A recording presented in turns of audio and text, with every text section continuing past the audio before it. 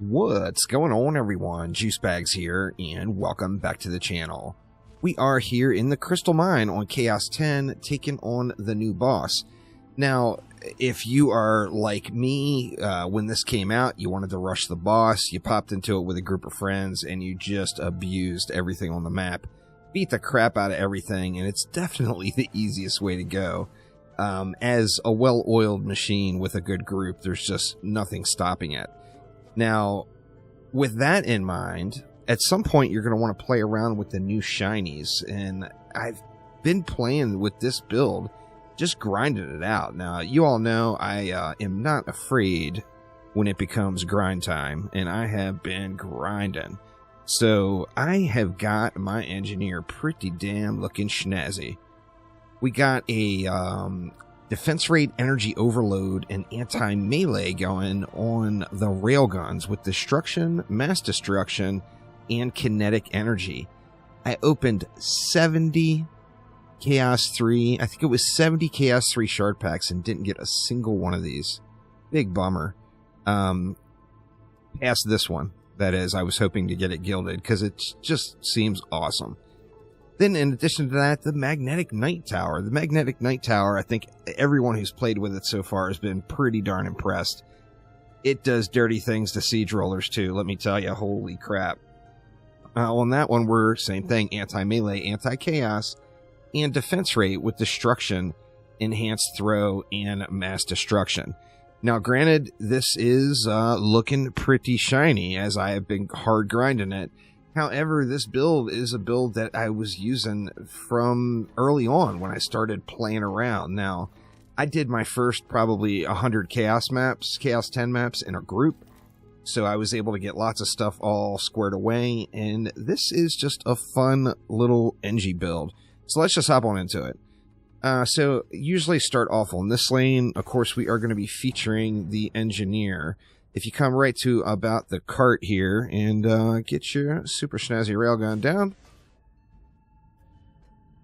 a Magnetic Knight, another Magnetic Knight, and then we're going to go with a Boostara, a Destructive Pylon that is also going to give us a little bit of tickle damage at our big old fat meaty Maul of the Earth Drake. Oh yeah. On top of that, we're going to throw a Reflect Beam in front of this guy to give it a little protection. The Reflect Beam, I just am using this old Junker Relic, but I got Health Pylon on it. That's really the main purpose of the Reflect, besides, you know, the obvious Reflect protection. We're going to do that exact same setup on every single lane. One thing I noticed on these two lanes particularly is mobs can go a little wonky. And I found that if you make sure you're at the bottom of these stairs where you build on this side here, you're better off. And then if you make sure you're at the top of these stairs, if you build down here, the defenses get a little wonky on the stairs. So go right up to the top of it. Now that does pinch it off a little bit and make it a little uncomfortable here, particularly with that big bend. However, I haven't had a problem with it. Occasionally, I guess I've had a ranged mob that was slightly off angle from my railgun, just sitting there taking range shots at the Reflect Beam for an hour and a half before I noticed that something weird was happening. But let's go ahead and get it, and we are going to go ahead and drop our Reflect Beam in as well. Now, this build is by no means an attempt at a tutorial at all. Like I said, if you haven't beat the map yet, just play with friends.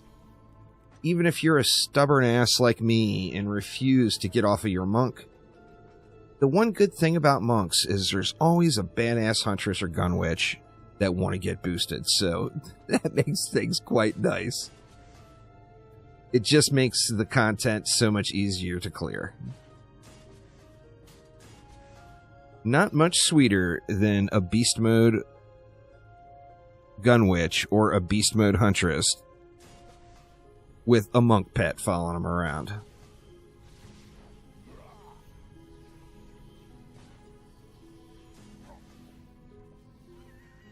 You guys will have to forgive my slow build here. Currently, as of the time of recording, it is too damn late at night. Over at this lane, the one thing that's important to note about this lane is it's going to have to handle the flyers too. So you want to position it in a way that it's going to be shooting into the sky right there as well. So we're just going to go something like this. The Magnetic Night Towers, even with their shorter range, do a quite impressive job with flyers too. And I think it's that, the projectile is just piercing through everything. And that's what makes it just wallop siege rollers as well.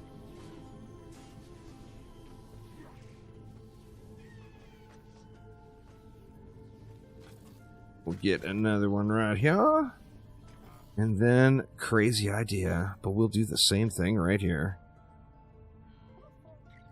Lots of lanes on this one, that's for sure. We're going to do one thing different here on this lane. And that is, after we do the usual setup here, we're then going to throw a Skyguard in right here. The Skyguard is going to help us with, versus the flyers, but additionally it's going to help us on the boss fight when the boss has its little lava bugs pop out. You want to kill those lava bugs, as that's going to be your window to smack up on the boss. Now, there are 2 lanes below that we'll build out. This particular lane here is the boss lane, basically. But with that in mind, every now and then a mob from here will run up here. So what we're going to do there is we're going to just slap a maul right at the top of the stair right here.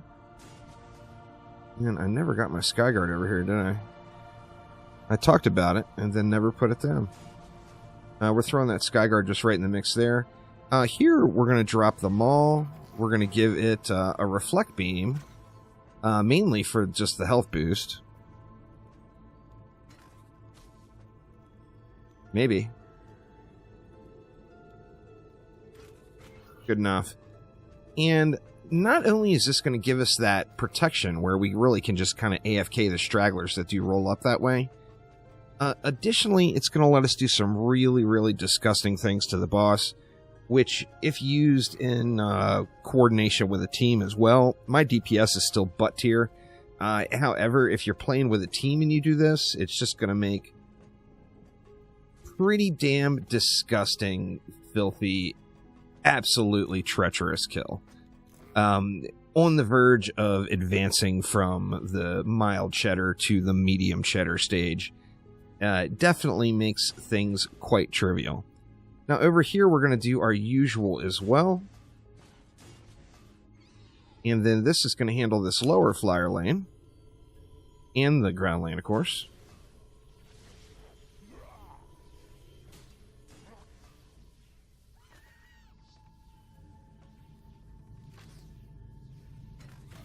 Throw a reflect right there.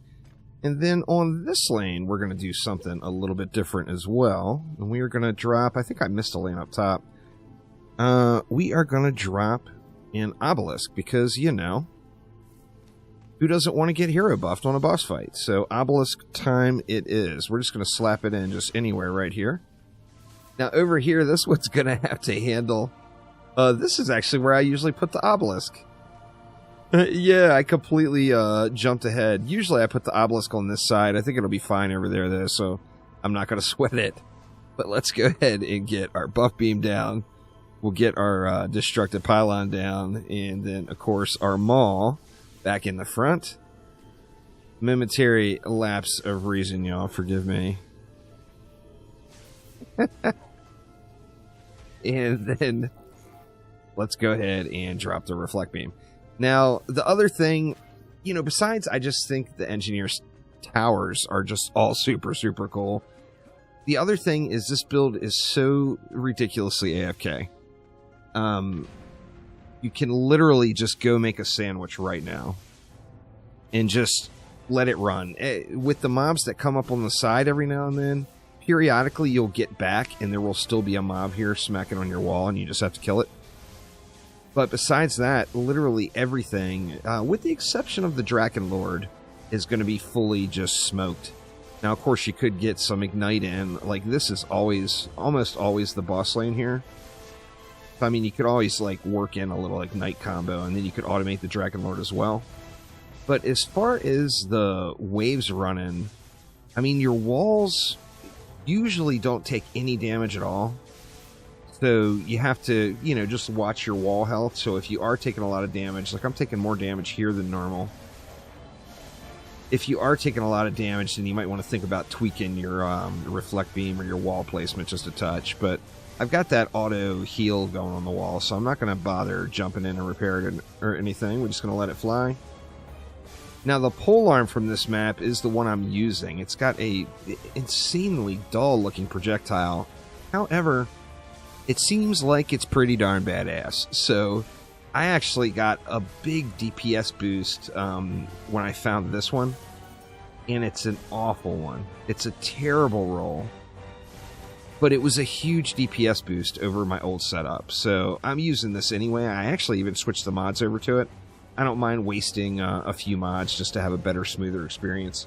Or wasting it through a few crafting materials on having to retinker. But, you know, I'm at the same note, too, where I real regularly will just blow all my Defender medals on random stuff. So, I mean, that's basically it. We're going to get to the boss here. I'm going to just go ahead and jump ahead in the video. If not, this video will be like 17 days long. So, we're going to just jump on through. Basically, all I'm doing is even upgrades. So, I'm just going to run around, just get even upgrades on. I am going to prioritize one thing. Oh, you know what I did do? I never got my tree down. What the heck am I thinking? Yeah, normally I put a tree down. I'm not sure where I overspent. I should have just a little more DU left. I got the obelisk. That's all good.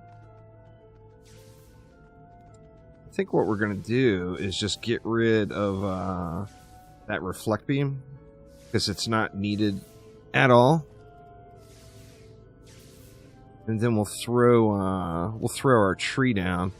The world tree here, I've got nothing special.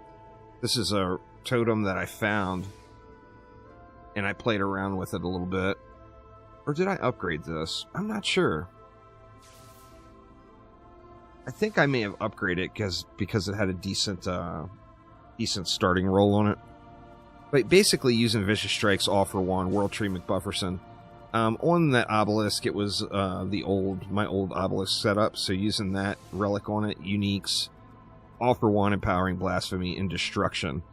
And yeah, let's get a tree down here. So I usually slap the tree right behind this. This, of course, is going to give us a little boss heal and some crit, so a little bit of a boost. Now, in addition to, don't be afraid to pop your stuff, y'all. You get this stuff every day, and it just stacks up. I would save the popcorn machines unless you're playing in a group. You don't want to waste those on yourself. But these other buffs, just use them. You know, like the Trust Me disguise is a 25% damage boost. These, of course, you just get in the daily login constantly. And then, you know, obviously the popcorn machine lasts an hour as well. So, yeah, boost yourself up, y'all. Boost yourself up. So I'm going to go ahead and let this roll until we get to the final wave here. And we'll run through just that dirty, disgusting boss fight. And here we go for the final wave and the boss wave. Orc Warlord's coming out. As I mentioned, just basically did even upgrades throughout around. I did prioritize getting this wall thickened up. And then additionally the lower lanes. I threw a little bit of extra juice into the lower lanes here, just so I wouldn't have to really come down here at all. No real emergency down below could happen. So yeah, this is pretty much it. Now, like I said, my DPS is not great, so I'm anxious to put this one to the test. Going to be doing this build on public games, and anxious to see what it looks like in a 4-player group, but I just think it's going to be an absolute massacre. Just no doubt about it. Chipping them away. Like I said, there's really nothing you have to do. As you're, you know, before you get your defenses up to full power, you will have to come in and periodically maybe throw a repair on a wall. particularly in Wave 1s. Usually after you get past Wave 1 and you get a few upgrades in, you normally aren't even going to have to really worry about that. But, you know, it does help the map run a little quicker, of course, if you get out there and smash and kill. But you don't have to if you don't want to. The way these new Magnetic Knights treat siege rollers is just straight up filthy. It just does them dirty. Does them very dirty. Almost as dirty as we're about to do to this boss. Now, we're not going to have a super fast burn on him, that's for sure. Playing by myself with not the greatest DPS, but I did pop all those buffs. That should help out. Actually, those buffs are going to be gone. I popped them way too early. I should have waited and not popped them until the break here.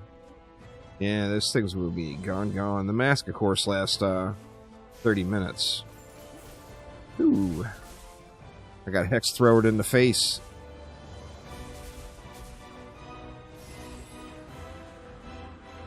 Malthus rolling out. See, here's an example with the Hex Throwers. Like, every once in a while, you'll notice your positioning. So, like, if the Railgun would have been a little farther away around this way, it would kill those Hex Throwers. But, since it's not going to. So, you can make little tweaks like that. You have the Reflect Beam protecting you the whole time.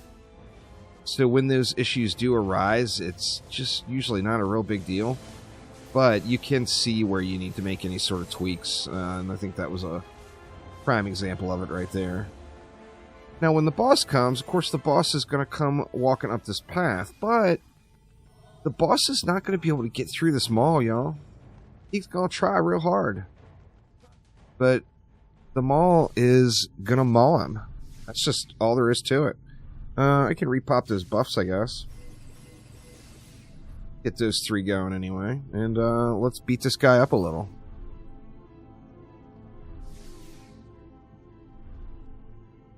Try to, anyway. And here comes Mr. Lava Beast. So solo, it's 1.1 billion. We are just going to start burning them.